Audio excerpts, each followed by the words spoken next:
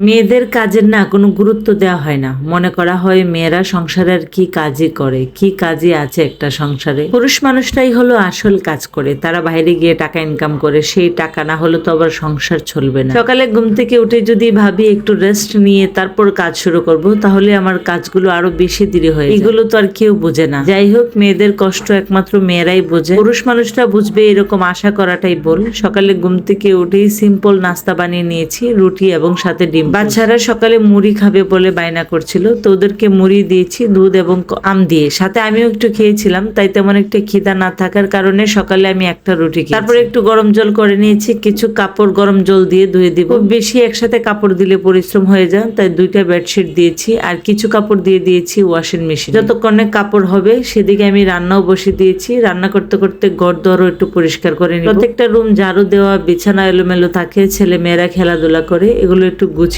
রাখতে হয়। এমনিতে বর্মশাইকে যদি বলি আমি অনেক কাজ করেছি বা আমার ছেলে মেয়ের জ্বালাই মেজাজ কিটকিট হয়ে আছে, সে একটা কথা বলবে, সবসময় এত কাজ করার কি আছে, ঘরদর নাও পরিষ্কার হয়ে থাকে, এত পরিষ্কার করারই বা কি দরকার। কিন্তু কি করে বোঝাই বলেন তো, ঘর পরিষ্কার থাকলে যে আমার মেজাজ আরো বেশি কিটকিট হয়ে যায়। যাই হোক, টমেটোর তরকারি এবং জিঙ্গের বাজি রান্না করব। রান্নার পাশাপাশি যেমন ঘর পরিষ্কার করে নিয়েছি, এদিকে বাসনও জমা ছিল, এগুলো পরিষ্কার করে রান্নাও হয়ে গেছে। 2 তরকারি রান্না করেছি। রান্না শেষ করে আবার চুলাটা পরিষ্কার করতে হয়। রান্না করলে কিন্তু চুলাতে অনেক তেল কাজটা পড়ে, এগুলো পরিষ্কার না করলেও তো দেখতে ভালো লাগে না। এমন অনেকেই আছে দেখবেন, নিজেও পরিষ্কার হয়ে থাকে না, ঘরদরও পরিষ্কার রাখে না। তারা কিভাবে জানি তাকে, আমি নিজেও জানি। আমার যদি শরীর খারাপও থাকে, তাও যদি ঘরদর অপরিষ্কার থাকে, একদিন মেনে নেওয়া যায়, 2 দিন আমি কিছুতেই আর মানতে পারি। চুলা পরিষ্কার করে ঘরটাও মুছে নিব। প্রত্যেক দিনই আমি রান্নাঘরটা মুছি, অন্য ঘর প্রতিদিন না মুছলেও চলে। গতকাল শুক্রবারে আমি প্রত্যেকটা রুম হাতে মুছেছি, তাই আজকে আর হাতে মুছবো না, মানে মুছবই না। 1 বালতি কাপড় হাতে ধুয়েছি,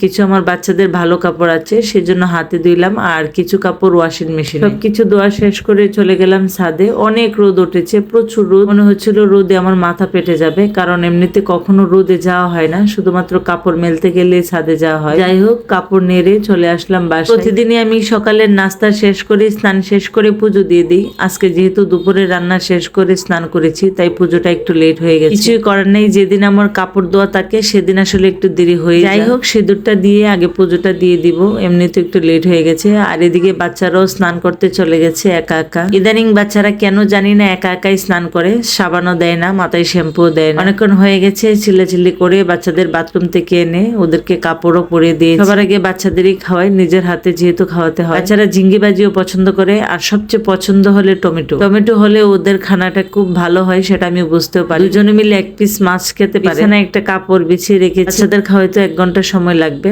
পরে আমি নিজে খাবো।